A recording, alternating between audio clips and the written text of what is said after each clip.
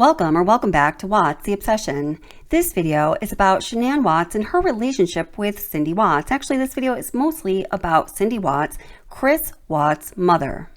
Recently on this channel, I posted the jailhouse phone calls and video calls between Chris Watts and his family, Cindy Watts' his mother, Ronnie Watts' his father, and Jamie Watts' his sister.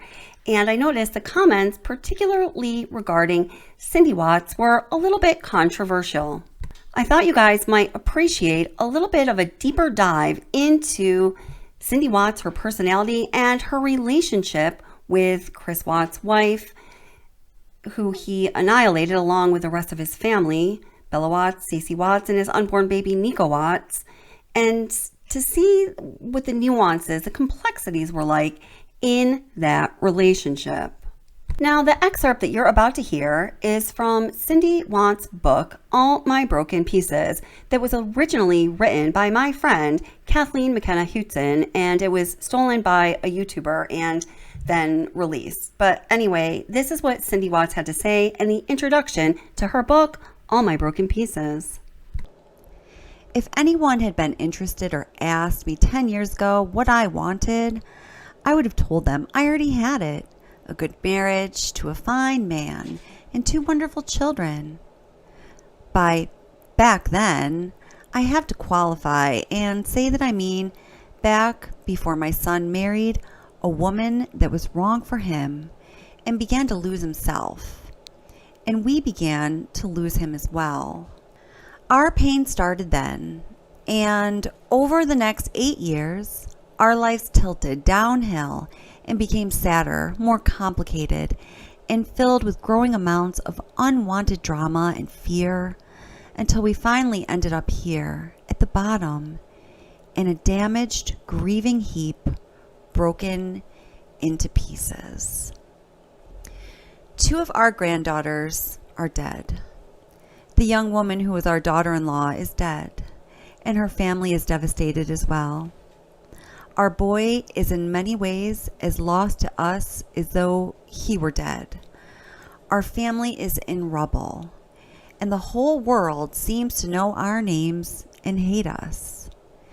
We just exist and try to breathe through permanently constricted throats, trying to find a way, any way at all, to go on living for what we have left, who we have left, including each other, in our new reality, which is simply moment by moment wreckage. Now, I'm going to be very transparent on my views on Cindy Watts, unlike a lot of you, and I do respect your views. I do want to say that. I feel very badly for Cindy Watts. I can't imagine being her and Ronnie and knowing what it is that your son had done, the atrocities that he had committed. Or at times, we're going to listen to a big interview from Cindy Watts at the end of this video, and it is clear that at that time, she had not yet come to terms with what her son, Chris Watts, had done. I wake up every morning just crying, thinking this is not going to be what's going to happen every single day. It's just so hard to get through it. I just don't know how to get through it. All I want is the truth. I just want the truth.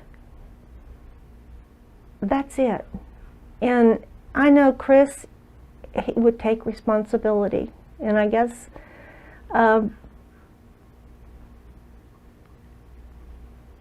maybe he is. I don't know. I don't know. I just can't see him doing that.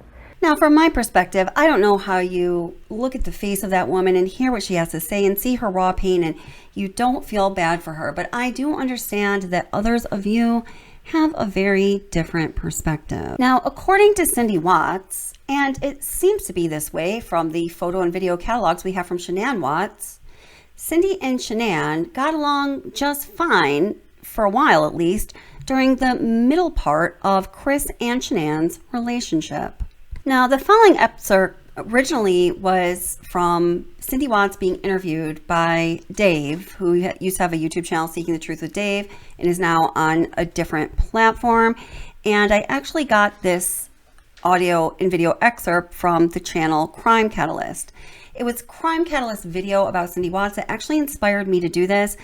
And I was going to just play the video on what she said and then tell you what I said. But I've got to tell you, my opinion seems to be the exact opposite of hers on this one issue, but I really like the creator and I really like that channel, so I didn't want it to be contentious. So I put a link to Crime Catalyst video in the description box, and I suggest you watch it if you want to hear that different perspective. What people don't understand is that, yes, in the beginning we didn't get along, but in the middle we did. We got along fine. It was the beginning and the end that everything blew up, and I don't know what to say about that, but we did. Yep. We got along in the middle perfectly. I mean, how could we not go out there twice a year and not get along? We did. Now, let's hear a little from Shanann Watts through one of her videos. Grandparents are the bomb, and they got both sets. My father-in-law comes in on Wednesday. My mother-in-law arrived this past Wednesday, so she'll be here for 2 full weeks with the girls. They're excited. Bella's been hogging all of Mimi.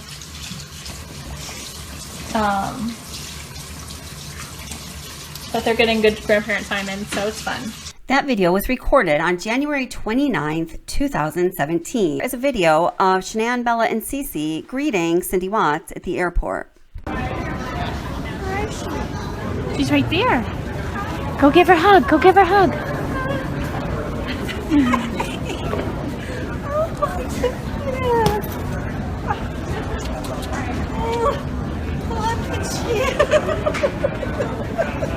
Look at you! Just look at you! And this one! I love you! I love you!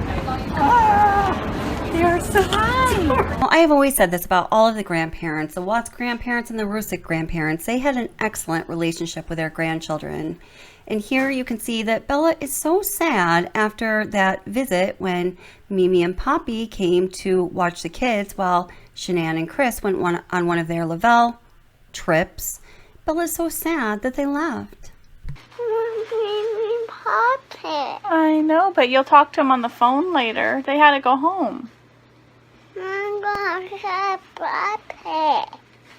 We'll talk to them later. You want to call them? Yeah. You want to call Mimi and Papa?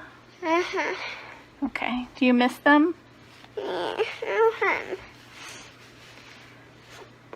Papa's upstairs. Papa's not downstairs, baby. He had to go home. Say hi, Papa. Hi, Papa. Say hi, Mimi. Mimi. Say I love you. I love you. Oh, you're so sad. I love Mimi. I know, baby. We'll go visit them next month, okay? You want to go visit them? Yeah. Okay.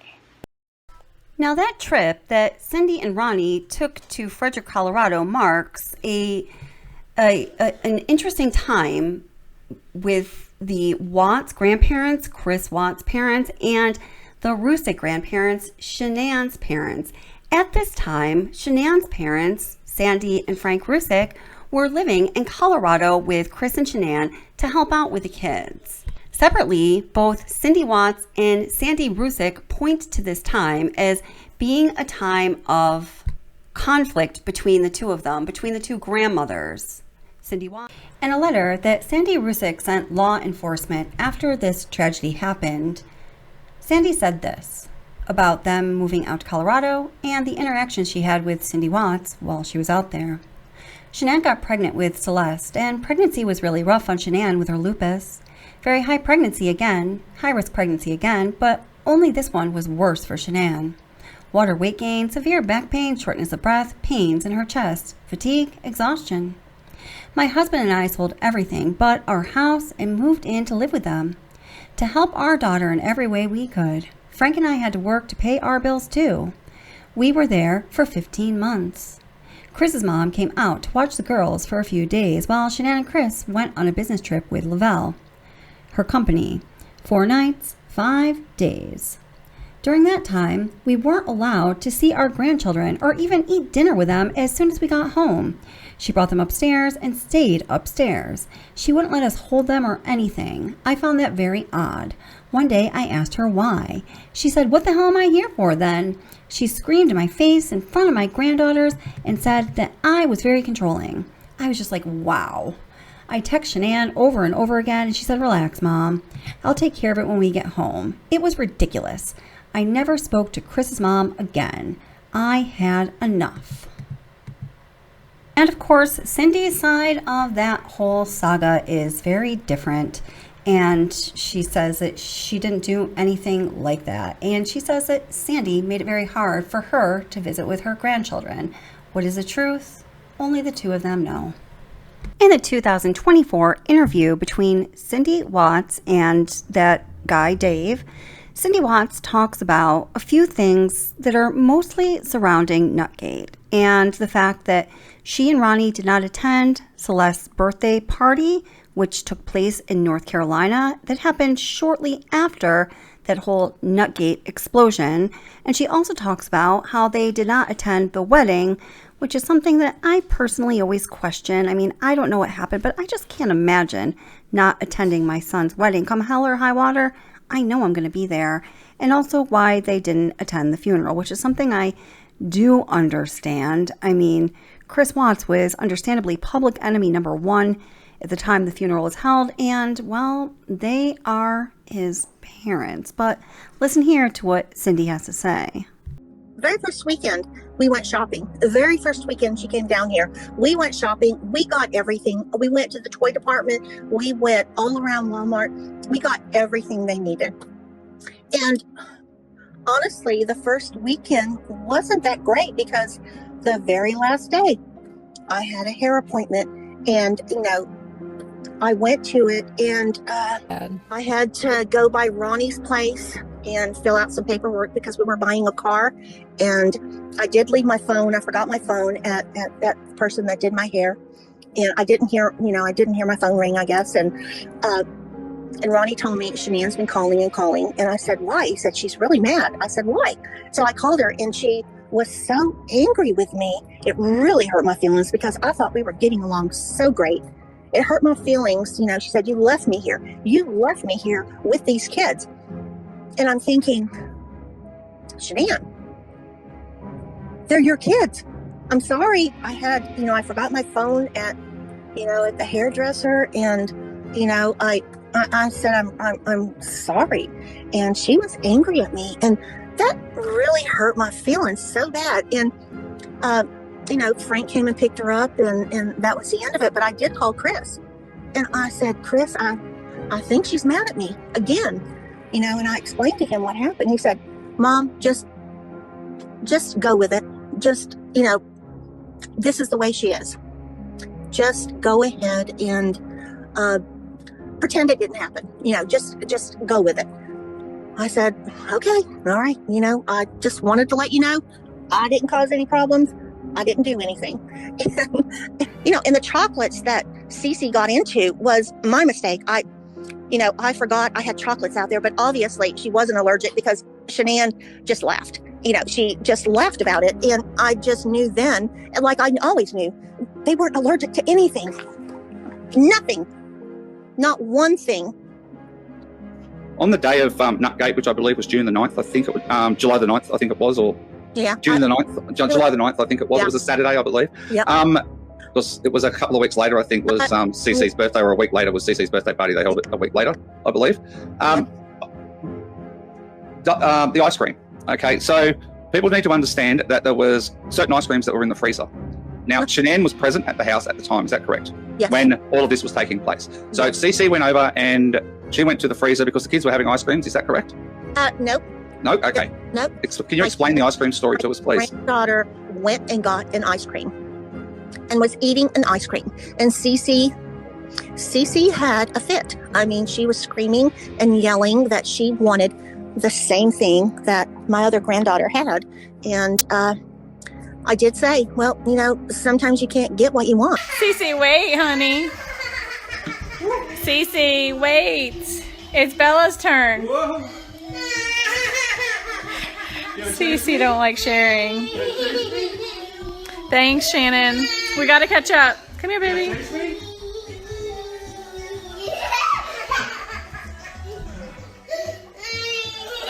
They had ice cream in there.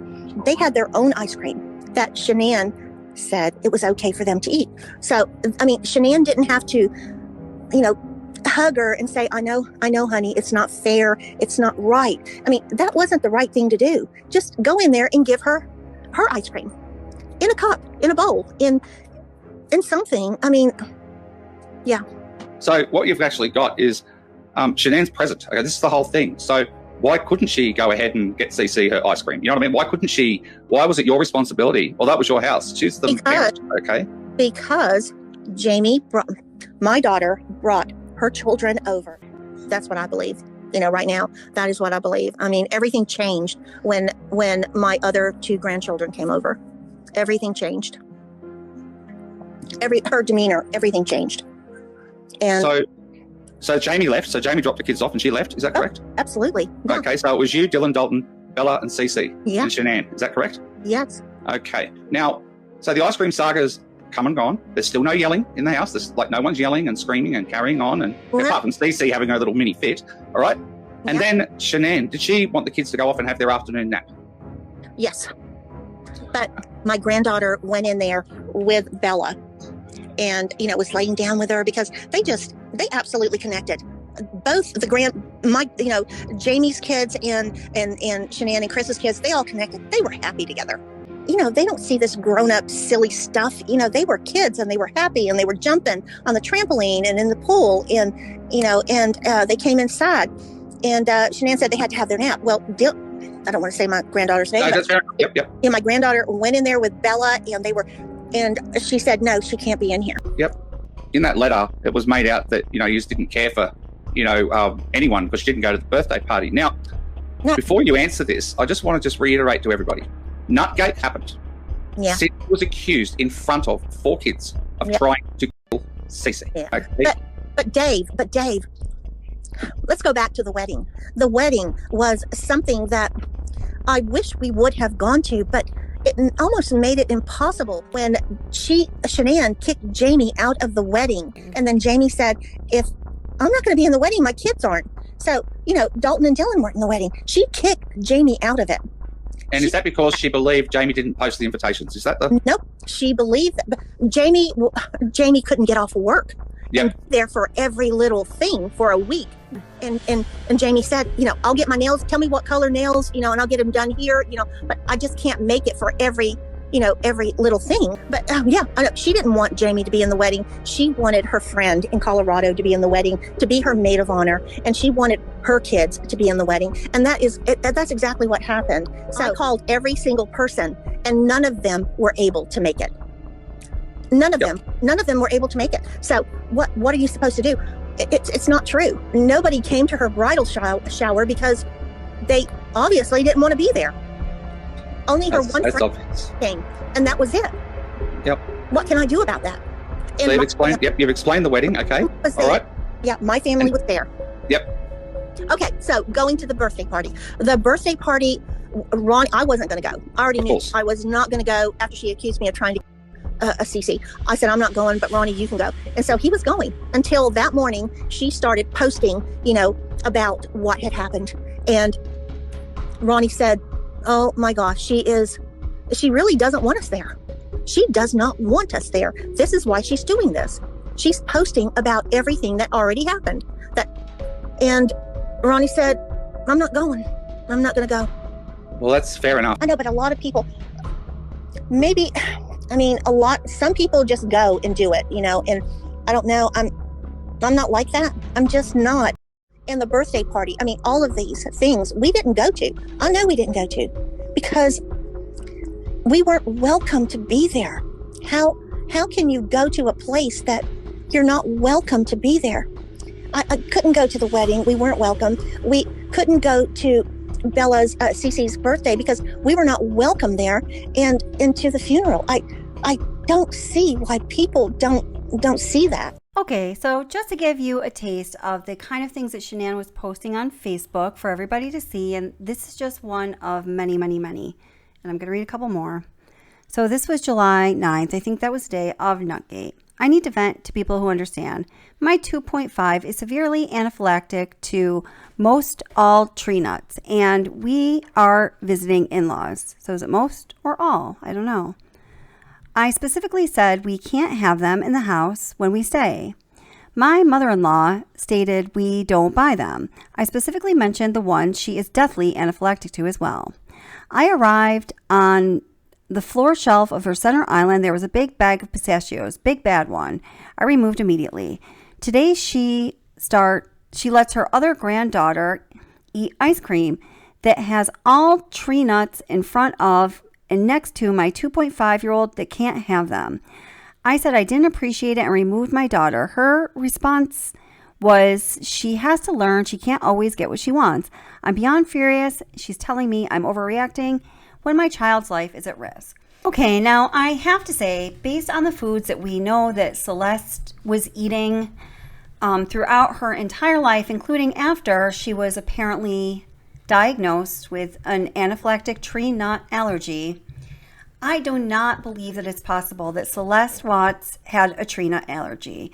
I've posted a link to that video in the description if you'd like to watch it. I'm not going to say any more about it than that, but I just do not believe it was possible that she was allergic to tree nuts because she was eating food that had tree nuts in the food. She just was, as you'll see if you have watched or you do watch that video. Okay, so continuing on with some of the other posts that Shanann made on Facebook. So this is July 15th. I believe this was the day of Celeste's party. I have been on such high alert this summer since we are traveling. Everything in our house is completely safe for Celeste, so I don't worry as much unless we go out to eat, which isn't often anyway. Some understand and some think I'm being paranoid. I have to hear my kids cry after taking a treat out of her hand because someone gave it to her, and I read the ingredients. And then she goes on and she says she's too small to understand. So now the story has inflated to somebody put a treat in her hand that she can't have, and so she has to rip it out of her hand, So, that's just a fact. That's a post. And I think that was the day of Celeste's birthday party. And she does go on and on and on in this post. And it is obviously directed towards the Watts grandparents. Well, specifically Cindy Watts. Okay, so then it says here, I need this shirt and one for Celeste. Please don't offer food without asking my mom if I can eat it. So it says exclude the food, not the child. So this is a shirt that is advocating for children with tree nut allergies. Don't exclude the child, exclude the food. So this is also dated on July 15th. And again, I believe that's the day of Celeste's birthday party. So we are sending, I think, a clear message to the Watts grandparents that I am still mad at you. And I personally understand why they did not go to Celeste's birthday party. I mean, yes, they could have. I think it would have been very uncomfortable. I do believe that Shanann was making it crystal clear she did not want them there, but you might think differently. So what do you think? Leave a comment down in the comment section, please. To you, happy birthday to you, happy birthday, dear Lucy, happy birthday to you.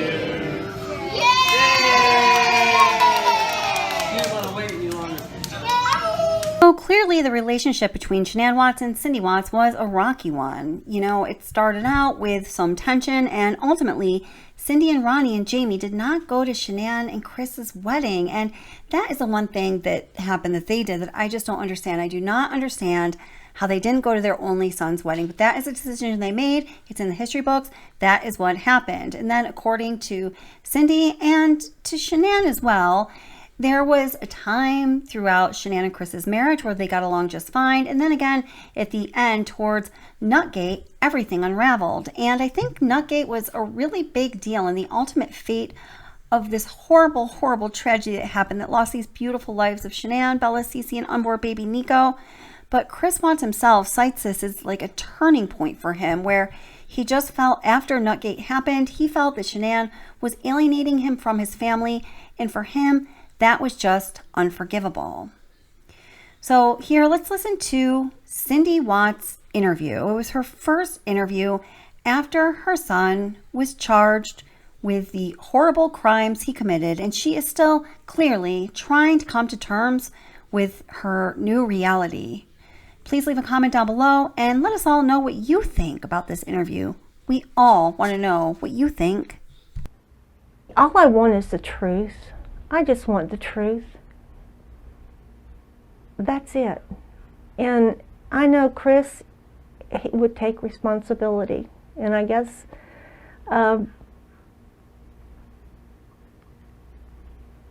maybe he is. I don't know. I don't know. I just can't see him doing that. What do you think the truth is about how Shanann and Bella and Celeste died? Oh, God, I don't know anymore, honestly. I don't know his frame of mind, and I don't know his frame of mind. Because why would you plead guilty to something you didn't do? And that's all I want to know. Why would you plead guilty if you didn't do it? If you told your dad you didn't do it? And that's what I want to know. And they said, well, you'll find all that out. Christopher will talk to you when and after he's sentenced. Well, isn't that too late then? I mean, isn't it too late? What if he tells me, no, I didn't do it? I just took this plea deal because they told me I was going to go to jail anyways. I just want the truth. All of us just want the truth. That's all. But I would like to know what triggered it. How can a normal young man, and he's normal, he was normal, but he wasn't evaluated when he came into the system. He wasn't normal if he did this. It must be bewildering. It's bewildering to me. It is. It is absolutely. How does this happen? How did this happen? And I go back in my mind thinking, was there something I didn't pick up with on Chris? But I can't think of anything except he was quiet. It sounds like in your own mind, you're unsure as to what happened. Yes. Have you reconciled the idea that he could have done all of this? Yes. And that scares me to death. It scares me to death to think that he could have done all of this. And I don't want to go there. I don't want to go there right now. But I don't see why he's pleading guilty. I wouldn't. I'd fight. I'd fight to the end. But then you ask yourself, would a normal person dispose of the bodies the way you did? And I would have called 911 if it happened like that. What would you say to Chris right now if he were sitting here? If we were by ourselves? Yeah. I would say, Christopher, I need to know what happened that night. I need to know what happened. I've got to get these thoughts out of my head, what I think could have happened, but I need to know. And I think in time he will tell me. Probably nothing you ever would have imagined you would have faced. Never. Never.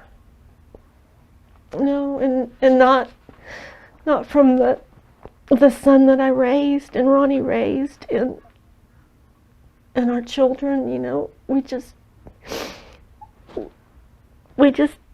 did everything for them. We worked for them. We wanted them to have a good life, good education. And we stressed education. And they were both doing well. I thought, you know, I knew marriages can be bad, but you can get out of them and go on. But I don't know what was going through anybody's mind that night. I mean, I feel too much. I mean, I definitely feel everything way too much. And have a conscience that I just feel way too much. What do you want to happen now? What would you hope would happen now? Well, I want Chris to have his day in court. I mean, I need to know. I mean, I'd feel wonderful if I could talk to him and he could tell me what happened. And then we can all go on. But if he didn't do it, if he did not do this, then I need somebody to defend him. I need someone to defend him if he did not do this. Do they have the evidence? He's my son. I got to do everything I've got to do everything I can to help, to make sure that he is defended properly. But he said this is his decision, so I don't know. There's doubt. I have doubt that he did it. I can't see that he did it. I just cannot see him doing that as much as he loved his girls. How do you do that? I just don't see it. I just can't see him doing it. I just wanted to make sure that he has, I just wanted a defense. I wanted him to be defended. And you haven't had any discussions with his attorneys about this? No.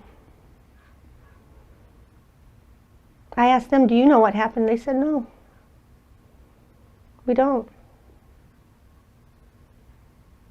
Only person that knows what happened is Chris. Well, then he's told you his story, you know, in the affidavit. They said they would defend him if he wanted to go forward, but he said he didn't want to go forward. And the bottom line is you would have liked to have been part of that discussion with him before you made that decision. That's what I thought we were going down there for. At least let us talk to him. Let us talk to him. It would have made all the difference in the world if they would have just let us talk to him. If he was going to do this, what difference does it make who's listening?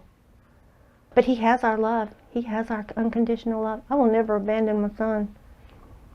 He did a horrible, horrible, if that comes to pass that he did this, then I still love him. He's my son. And I will always love him. And a lot of people don't understand that. And I don't understand that, why they don't. Well, could you talk a little bit about some things we talked about yesterday? You said, you know, I think your exact words were, he's not the psychopath next door. He isn't. He's not the sociopath next door. He's not the psychopath. He didn't kill little small animals. He didn't do any of these things. He was a good child. I didn't see anything. I didn't see anything that was abnormal about him, except he was socially awkward. You know, he had trouble socializing, but so did I when I was younger. I think you learn that as you grow, and I think he felt a little bit more comfortable in his skin, and he just, I don't think he just had the right person at his side. I don't. That relationship was toxic from the very beginning. What would you say to Shanann's family if you could talk to them? God, I'm so sorry this happened. You know, for both our families, because we both lost everything. You know, they lost a daughter, we lost our son. We lost our grandchildren. We all lost. Everybody did. And you'll never get it back. And they were precious. They were so, so precious.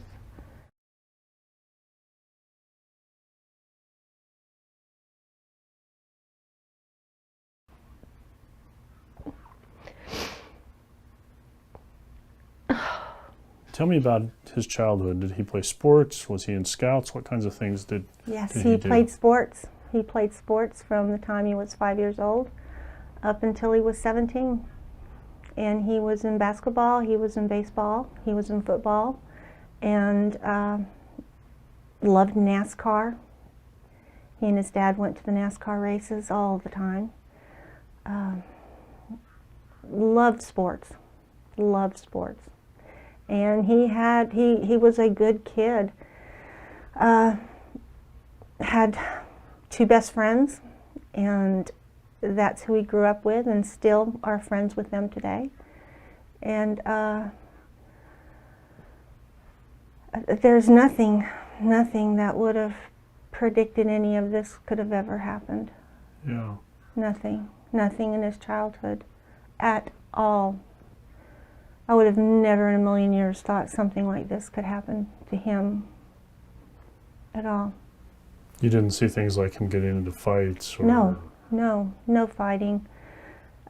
He was quiet, and he got along with people, and he didn't start anything, and he was a perfect teenager, tell you the truth. He did not even rebel.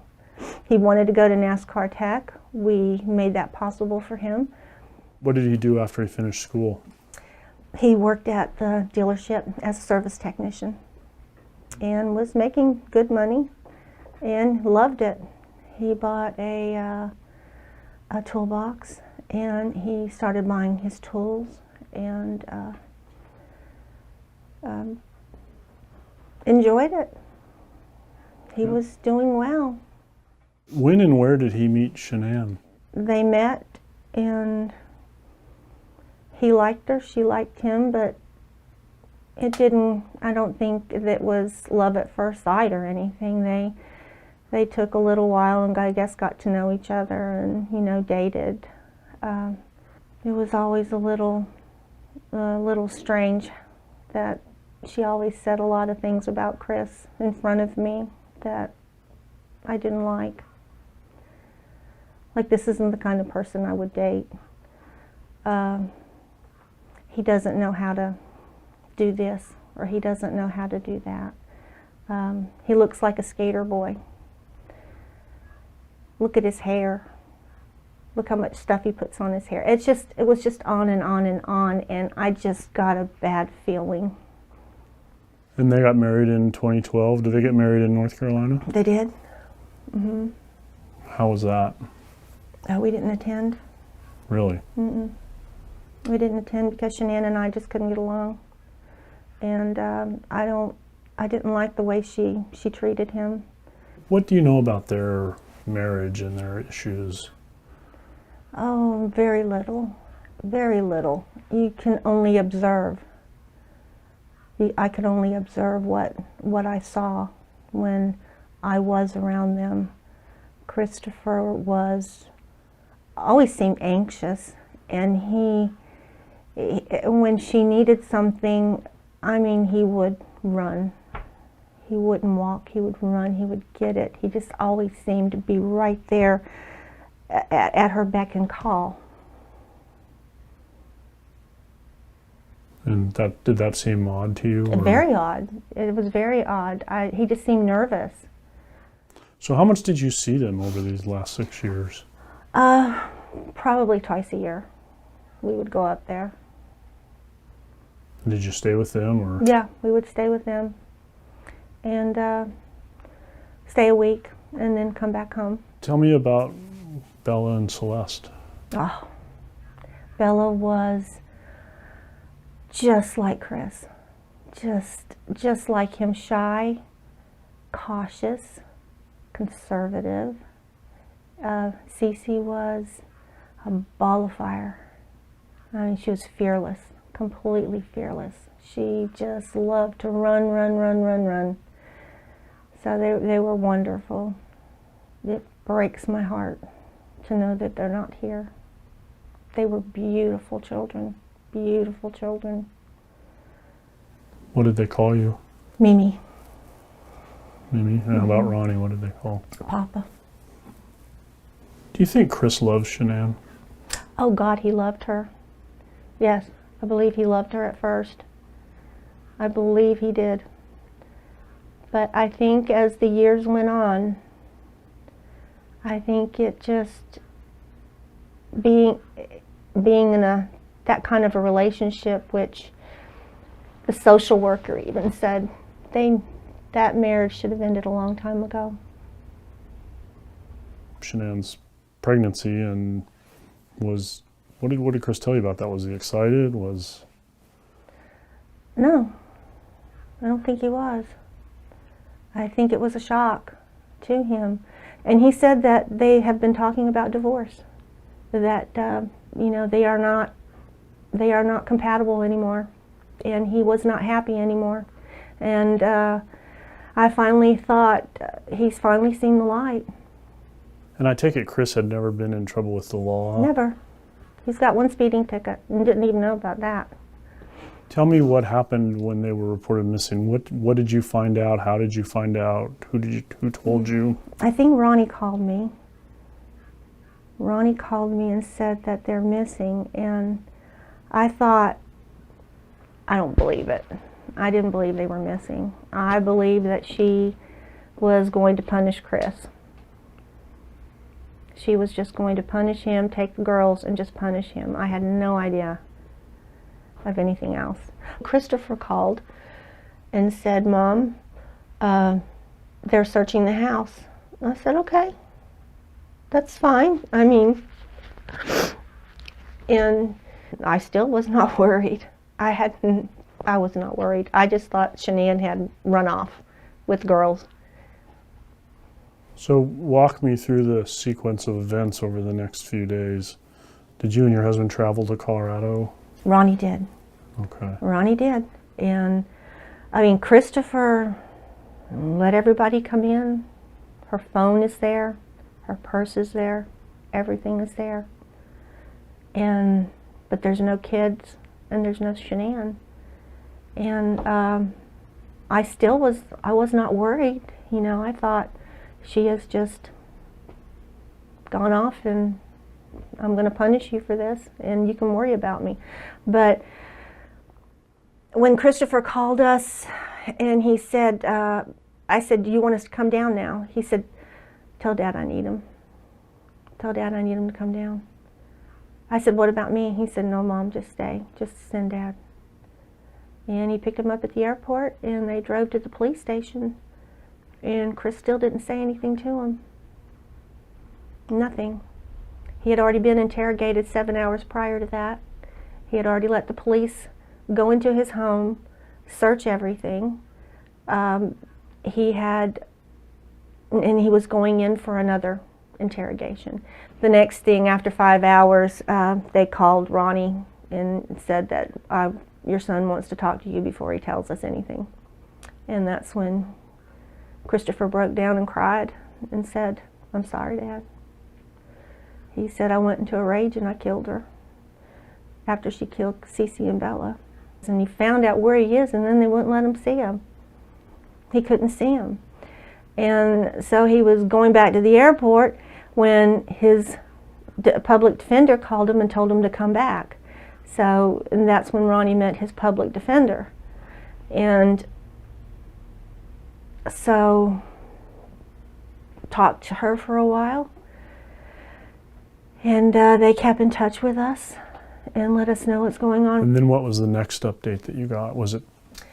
The next update I got was Ronnie called Jamie and told them they found their bodies. And they rushed over here. Nobody told me anything until they walked through the door. And they told me what happened, and I just fell to the floor. I just fell to the floor. It was unbelievable. And it's been unbelievable ever since. And what did his attorneys tell you about contact with him? Starting with his none. arrest. No contact. Everything is recorded. No contact. No letter writing. I didn't see the harm in the letters. Hi son, love you, keep fighting. We are here to support you. What is wrong with that? What can the DA do about letters like this? Why couldn't we just write him a letter? We did what we were told to do. When they called us to tell us that Chris was thinking of a plea, that he wanted to speak to us about it. And when we got down there, it was a lie. They wouldn't let us talk to him about anything. And then we had to talk to him through a screen and a phone. And he just looked, he was crying. I mean, he wasn't crying. You could see the movement in his mouth that when I talked about Bella and I talked about Cece and the memorial service that we had for them. And he asked what pictures did we use, and what was the song. You can see how he was trying to hold back tears. What day was that? Do you remember? Well, we flew in on that Monday. We flew in on Monday, and we saw him Monday night, and then the plea deal was on Tuesday. So Monday night was when you wanted to talk to him about it? Yes, and we weren't allowed. And it would have helped us so much to be able to talk to him. I wouldn't have to go through all this now. Everything just seems to be shrouded in secrecy. And just tell us what is going on. Let us ask Chris if it's okay if you talk to us. I just don't like the way it was handled from the very beginning. I don't like the way it was handled. I want to save your life, that's all. We're just here, we're going to save his life.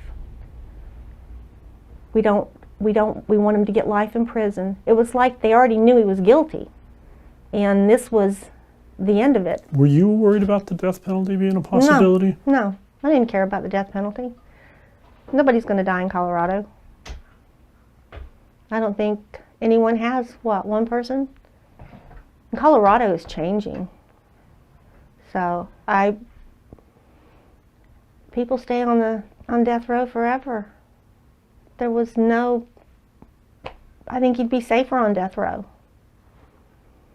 And her parents said they didn't want any more death. So I don't see how the death penalty could have mattered.